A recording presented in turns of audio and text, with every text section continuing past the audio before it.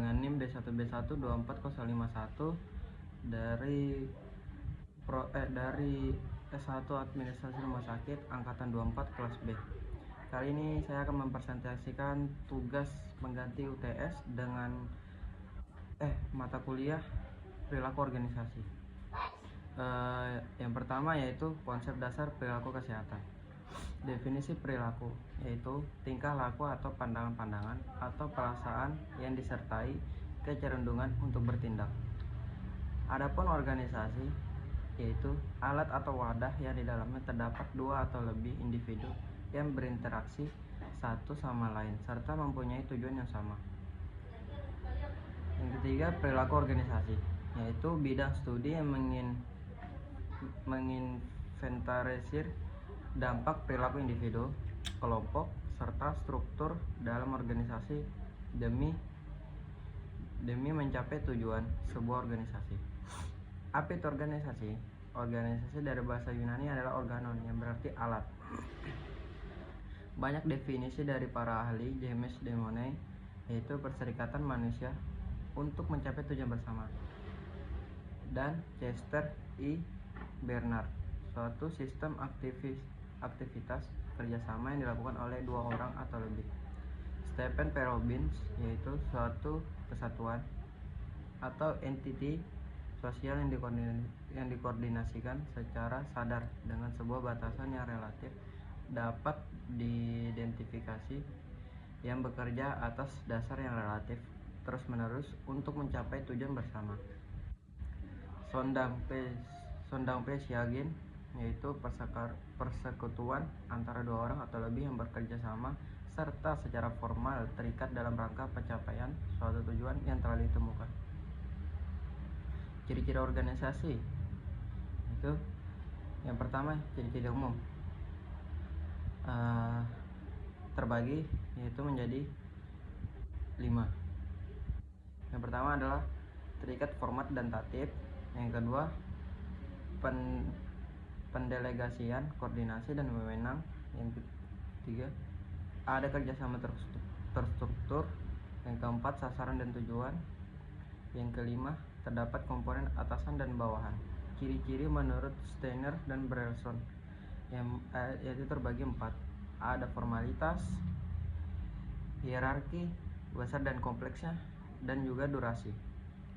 Unsur-unsur organisasi secara sederhana, organisasi memiliki 3 unsur, yaitu ada orang, ada kerjasama, dan ada tujuan bersama. Secara lebih terperinci, terdapat setidaknya 5 unsur. Yang pertama adalah man atau orang, yaitu anggota, pegawai, staf, dan personil. Yang kedua, kerjasama, yaitu kerjasama lintas departemen, divisi, dan hierarki dalam atau manpower organisasi. Yang ketiga, tujuan bersama, apa yang harus dicapai melalui prosedur, program, network, polisi, strategi, dan perencanaan. Yang keempat, peralatan, yaitu semua sarana berupa materi, uang, serta barang modal lainnya.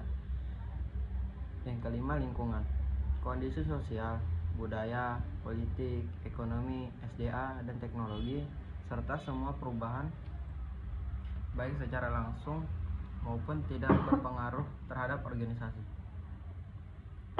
Siklus hidup organisasi terbagi menjadi 3. Ada tahap pertumbuhan, tahap beranjak dewasa, dan tahap penurunan. Teori organisasi. Adapun beberapa teori organisasi. Yang pertama adalah teori klasik, muncul tahun 1800-an, disebut juga teori mesin. Organisasi dianggap tersentralisasi, kaku, dan mekanistik, dipengaruhi revolusi industri. Yang kedua, teori neoklasik, berkembang awal 1900-an sebagai kritik terhadap teori klasik, menekankan aspek psikologis dan sosial manusia. Yang ketiga, teori modern, muncul tahun 1950-an, dipengaruhi perkembangan teknologi, memandang organisasi sebagai living system yang dinamis. Yang keempat, teori kontingensi, berbasis pendekatan sistem dan konsep open system, fokus pada adaptasi organisasi terhadap lingkungannya, bersifat fleksibel dan transformatif. Berikut adalah komponen pembentuk perbedaan individu. Yang pertama, kepribadian. Yang kedua, kemampuan dan keterampilan. Yang ketiga, persepsi. Keempat, sikap. Kelima, perilaku manja. Keenam, produktivitas. Ketujuh, kreativitas. Yang kedelapan, kecerdasan. Adapun beberapa individu dan kompleks. Tiga komponen dasar perilaku individu Sigmund Freud.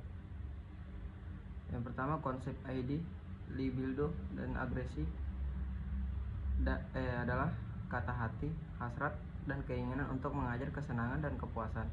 Yang kedua adalah konsep ego, yaitu logika yang terhubung dengan prinsip realitas, adalah berfungsi pada melayani sekaligus penengah ID dan superego. Yang ketiga, konsep superego, yaitu kekuatan moral seseorang, sumber nilai norma dan etika. Prinsip dasar individual. Yang pertama, manusia berbeda karena berbeda kemampuannya. Yang kedua, manusia mempunyai kebutuhan berbeda. Yang ketiga, orang berpikir tentang masa depan dan membuat pilihan tentang bagaimana bertindak. Yang keempat, seseorang memahami lingkungannya dalam hubungannya dengan pengalaman masa lalu dan kebutuhan. Yang kelima, seseorang itu mempunyai reaksi-reaksi senang atau tidak senang.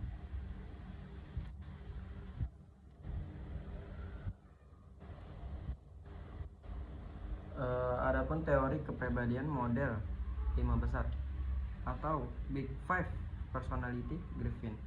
Yang pertama, openness to experience, yaitu keterbukaan terhadap hal-hal baru. Yang kedua, conscientiousness, yaitu sifat berhati-hati dan bertanggung jawab. Yang ketiga, extraversion, yaitu kecenderungan ekstrovert. Yang keempat, agreeableness, yaitu kemudahan dalam bersepakat atau akur dengan orang lain. Yang kelima, neuroticism, kecenderungan neuroticism. Adapun beberapa perilaku kelompok dalam organisasi. Menurut para ahli, definisi menurut para ahli, yang pertama, kumpulan individu yang saling berinteraksi.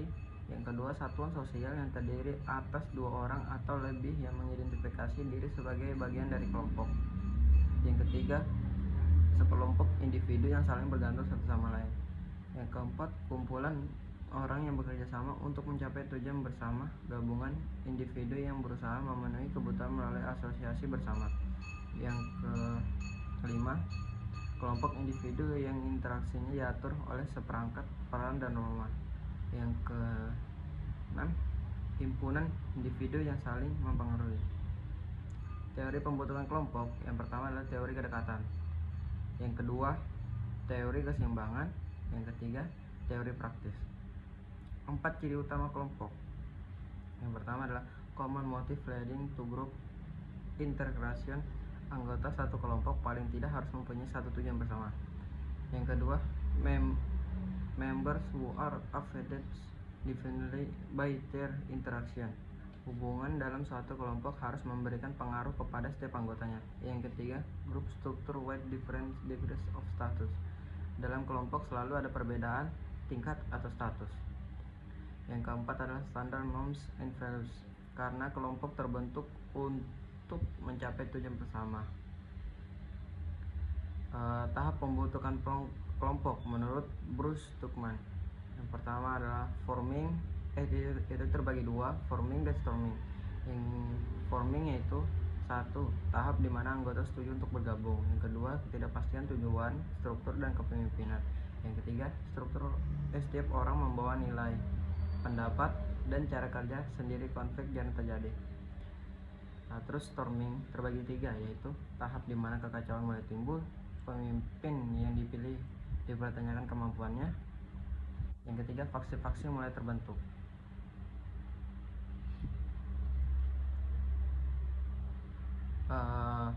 Adapun nilai dan sikap hubungan timbal balik individu dan organisasi. Yang pertama adalah kontribusi individu kepada organisasi. Yang kedua, kompensasi organisasi kepada individu. Nah, terus nilai dan nilai sikap. Nilai yaitu values. Nilai merupakan gambaran yang menentukan apa yang penting dan apa yang tidak. Terus nilai X norma adalah norma adalah nilai, tetapi nilai belum tentu berbentuk norma. Norma adalah nilai secara yang umum diterima oleh suatu masyarakat yang akan menjadi pedoman. Terus kita lanjut ke pembahasan etika dan moral. Etika berasal dari bahasa Yunani yaitu ethos, yang berarti kebiasaan atau watak. Memiliki dua pengertian utama. Yang pertama adalah cabang filsafat yang mempelajari nilai-nilai yang dianut manusia. Yang kedua, sistem nilai dan hukum yang mengatur perilaku manusia, bersifat teoritis dan filosofis. Moral berasal dari bahasa Latin mos, yang berarti cara hidup, berbeda dengan moral yang berarti semangat atau dorongan, mengatur tingkah laku manusia dengan penekanan pada karakter dan sifat individu. Perilaku spontan seperti rasa kasih, kemurahan hati, kebesaran jiwa, dan keikhlasan tidak tercakup dalam peraturan hukum formal. Motivasi. Pengertian motivasi adalah kata motivasi atau motivation, kata yang dasarnya adalah motif atau motif yang berarti dorongan, sebab, atau alasan. Seseorang melakukan sesuatu kondisi yang mendorong atau menjadi sebab seseorang melakukan suatu perbuatan atau kegiatan yang berlangsung secara sadar. Teori motivasi terbagi 6, yaitu teori kebutuhan, teori dua faktor, teori prestasi, teori penguatan, teori harapan, dan teori tujuan sebagai motivasi. Budaya organisasi. Pengertian budaya organisasi adalah hal yang tidak bisa ditolak, bahwa dalam sebuah organisasi muncul ikatan agar individunya, misalnya perilaku, gaya bicara, perpakaian upacara, dan sebagainya, yang menjadikan berbeda dari organisasi lain. Itulah yang disebut budaya organisasi. Nilai budaya ialah sesuatu yang penting diprioritaskan dan diperjuangkan untuk direalisasikan.